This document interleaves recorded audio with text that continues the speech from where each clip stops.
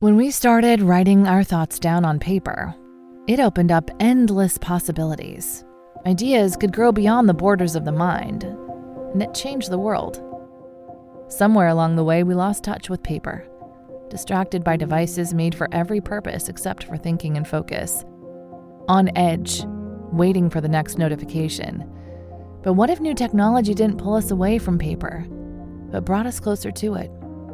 Listen. That's not paper. It's the sound of the new Remarkable Paper Pro, rewriting the future. A paper tablet with a true color ink display, gentle reading light, and unheard of tactility. With digital features for taking notes, thinking, and organizing, without any distractions. Paper is about to change the world again. Get your paper tablet at remarkable.com today. Hair thinning can happen for so many reasons. Whether it's stress or hormones or anything, at Nutrafol we've learned that real change starts below the surface. Our hair growth supplements take a whole body approach and target the key root causes of hair thinning, so you can see visibly thicker, stronger hair in 3 to 6 months. Hair growth starts from the inside at Nutrafol.com. That's Nutrafol.com. Welcome to the podcast. If you'd like to listen to an ad-free version of this episode and all of our episodes, then search True Crime Today Premium Plus on Apple Podcasts and press subscribe. That's our premium channel where all of our ad-free and advanced episodes live, all in one place. True Crime Today Premium Plus. Search it on Apple Podcasts and press subscribe. Even try it for 3 days free. The blood washed away, but the guilt never does. Welcome to Hidden Killers with Tony Bruschi, featuring psychotherapist and author Shavaun Scott. Why is it that we're in such a place where we have this culture of we'd rather blame somebody for all of our problems rather than cope? I mean, I feel like we are lacking coping skills dramatically in this country. Yeah. And we'd rather go blame it's somebody else's fault. And it's so easy to do it online because you'll find other people who feel they've been wronged, and it just snowballs, and nobody ever wants to look at themselves and go, maybe I'm part of the problem, or maybe something I've done put me into this position, and maybe I should change some ways, so maybe I'm a happier human being. But rather, I'm just going to blame until I eventually blow up and do horrible, horrible things. That, to me, I think is, when we go more of a 10,000-foot level on this, that seems to be take religious ideology out of it, because it could be ISIS, it could be incel, it could be whatever you feel the world has done to you that was a wrong. And then they go into these obsessive tendencies, and then that's just where they sit. That's something that feels like it's changed in our culture over the last 20, 30 years, where personal responsibility doesn't seem to exist that much, and we don't really ask it out of others as well. Yeah, there's this tendency to put the blame external all the time. And I do think there's been a cultural shift in that way. And again, they get in these online groups where it's all about us versus them, the holy people versus the unholy people. And it is a dramatically warped way of processing the world.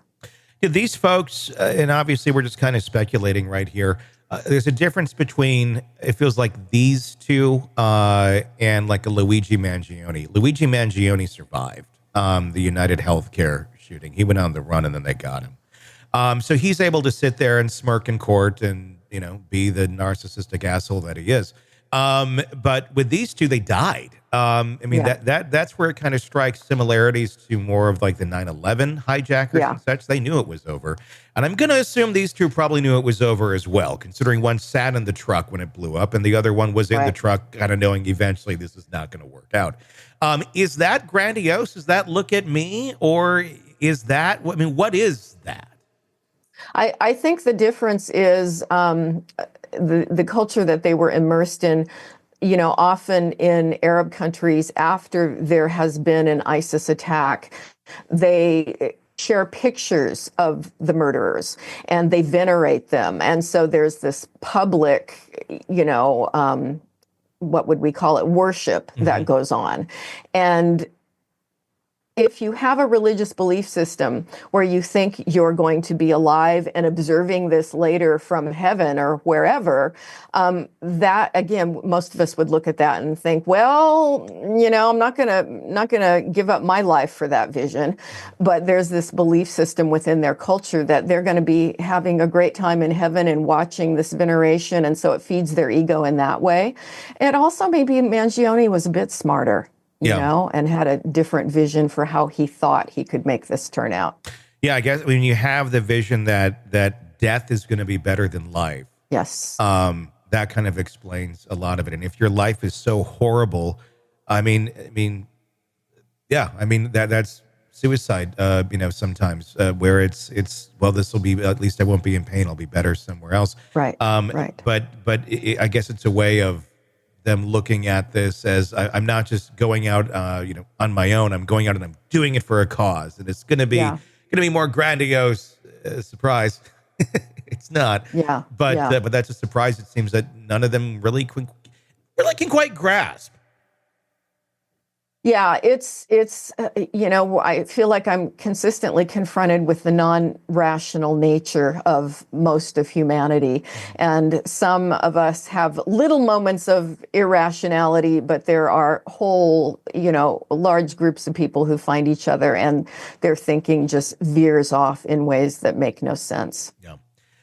Obviously, far more questions than we're ever going to have answers on people like this. We'll never really truly have answers because it's hard to get into the mind of somebody like that. But obviously, it keeps going, and there doesn't seem to be a whole lot of slowdown. Is there any way? When you look at something like this, this stuff just continues to get more and more rampant. Obviously, other countries have seen more of this than we have in the last several decades, but we're starting to see far more of it here.